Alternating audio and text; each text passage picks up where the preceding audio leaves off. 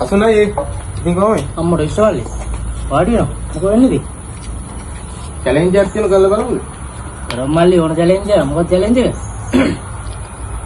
මෙහෙමයි. මම දින්නොත් මට රුපියල් 1000ක් ඕන.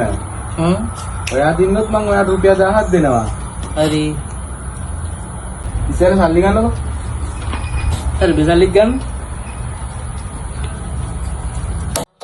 සියොට්ටෝයි. එන්න මගේ 1000. දැන් අහන්නකො මේ මහලු ප්‍රශ්නේ.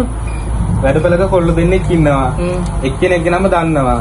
අනිත් කෙනාගේ නම දන්නේ නැහැ. දන්නව කෙනා ජොබ් එකෙන් අයින් වෙනවා. ඉතිරි වෙන කෙනාගේ නම මොකක්ද? අයියෝ මල්ලි ඕ ප්‍රශ්නද?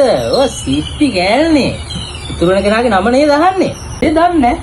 ඒකනේ දෙච්චර ලේසි ප්‍රශ්නයකට උත්තර දී ගන්න බෑනේ. ඉතින් උත්තරේ දන්නවා. දන්නව නම් කියපන්කෝ බලන්න. ඉතින් දන්නේ නැහැ උත්තරේ. ඒකනේ ඔට්ටෝ පරාදයිනේ. එච්චර සරල ප්‍රශ්නයකට උත්තර දී ගන්න බෑනේ. කිසිම සාමාන්‍ය දැනීමක් නැහැ. ඒත් එක්ක මොන ප්‍රශ්නද? මම යනවා යන්න. ඔව් හොලියන්. ඔමෙන් වාඩි වෙන්න. දැන් බොනේ මගෙන් ප්‍රශ්නේ ඇහුවේ. ඔව්. දැන් මංගෙන් ප්‍රශ්නයක් අහන්නම්කෝ. උත්තර දීපන්කෝ. හරි අහනවා බලන්න. හරි 1000ක් කොට්ටු. හරි ඔට්ටුයි. එන්න 1000. එන්න මගේ 1000. මේකයි ප්‍රශ්නේ. ඔව්. තියෙන්නේ මං කියන එක මේ විදිහටම කියන්න. ඔබ ලෑස්තිද? හරි මම ලෑස්ති. 1 2 3යි උඹ ඊයේ කොහෙද ගියේ? උඹ ඊයේ කොහෙද ගියේ? හාන්න. ඔබ පරාදයි. ඔට්ටු ඔබ පරාදයි. මං ඔබට කිව්වේ මං කියන එක මේ විදිහට කියන්නේ නේ. කොහොම 1 2 3 කිව්වේ නෑනේ. බොට්ටු පරාදයි. මං ඔට්ටු දිනු. හරි තව 1000ක් කොට්ටු.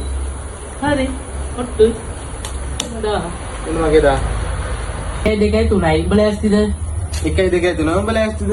අන්න බොට්ටු පරාදයි. ඒ කොහොමද මම ඔට්ටුව පරාද වෙන්නේ? අන්න දැන් බොට්ටු පරාදයි. මං කියන එක මේ උඹට කියන්න කිව්ව. මෙතන කිව්වේ වෙන එක. බොට්ටු පරාදයි. මං ඔට්ටු දිනු. වරක් කරනවා. ඇති. ආ පු.